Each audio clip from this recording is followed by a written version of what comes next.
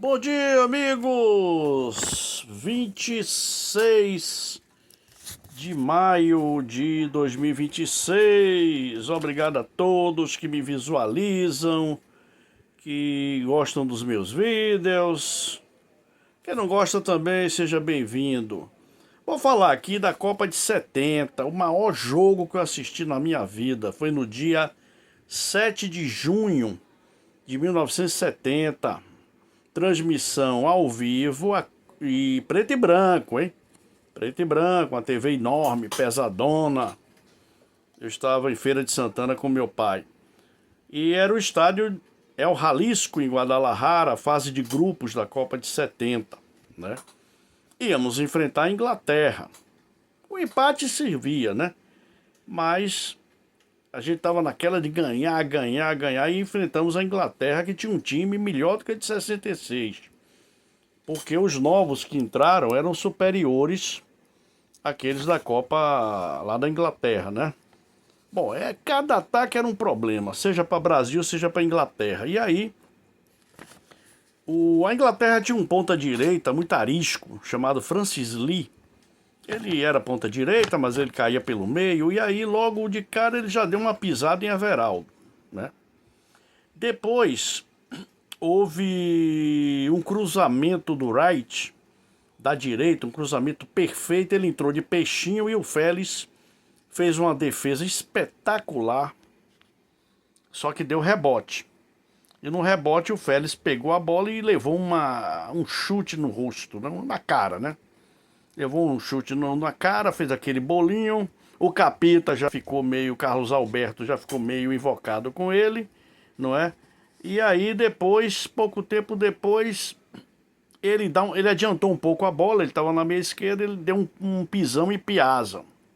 Veio por cima. E aí o Carlos Alberto já estava com ele no teto, né? E aí finalmente veio uma bola que ele veio pela meia esquerda, e aí o Capita saiu de lá, deu-lhe uma suspendida nele, na cara do juiz Abraham Klein. O Abraham Klein, um juiz israelense, excelente, por sinal, e que apitaria Brasil e Itália lá no estádio Sarriá, quando perdemos por 3-2, né? Então é um excelente juiz. Aí na cara do Abraham Klein. Só que naquela época já tinha cartão, mas o cartão era advertência. Você podia ter 10 cartões, 20 cartões, não tinha problema nenhum. O cartão não tinha negócio de segundo cartão, era expulsão, né? O cartão era a finalidade de advertir, né? E aí o Capita deu logo aquela chegada nele, ele amansou.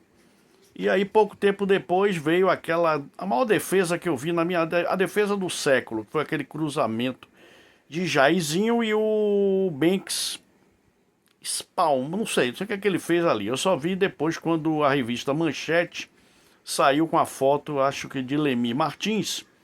E aí você vê que ele tira de soco. Eu gritei gol, né? E aí depois, quando eu vi o Abraham Klein apitando, mandando para escanteio, cobrar o escanteio, eu digo, não é possível um negócio desse. Uma defesa, tudo perfeito, né? A violência da cabeçada de Pelé. Mas o goleiro fez aquilo, a defesa do século, né? Pelo que dizem, né? Bom, aí o jogo terminou 0-0, o primeiro tempo. Jogo um calor insuportável, não é? E já tinha naquela época preparação física, já tinha muita coisa que muita gente quer dizer que hoje é novidade. E não é, já tinha marcação, esse negócio. Claro, de lá para cá a medicina esportiva evoluiu, você tem o suporte da informática, não é? Tudo é no computador, é no tablet. Naquela época não era assim, não é?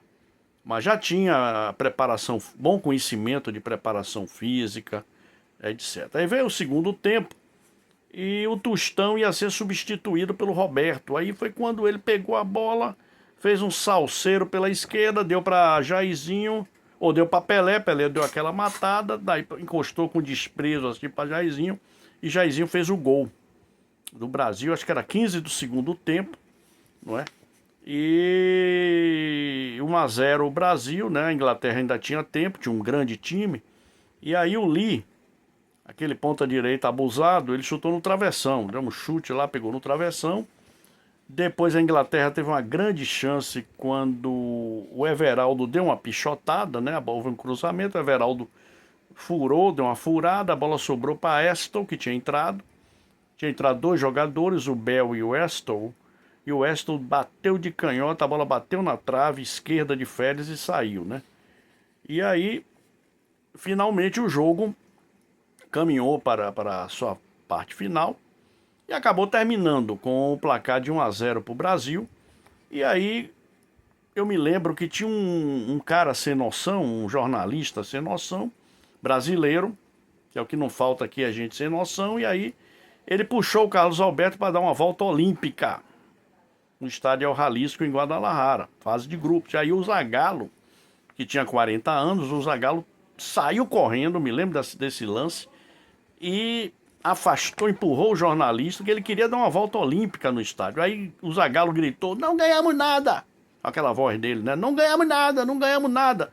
Afastou o jornalista, afastou Carlos Alberto, e aí ganhamos por 1-0, não é? E depois a gente ganharia da Romênia e entramos no esquema do tricampeonato, não é? Bom, é isso aí, meus amigos.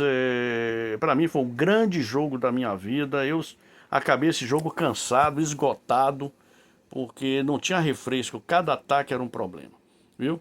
Então é isso. Gostem, anotem essas informações, que foi coisa que eu assisti. Eu não copiei de lugar nenhum, viu? Então, meus senhores, muito obrigado. Fiquem bem, muita saúde. Ó, juiz aqui, quem tá precisando. E já fui.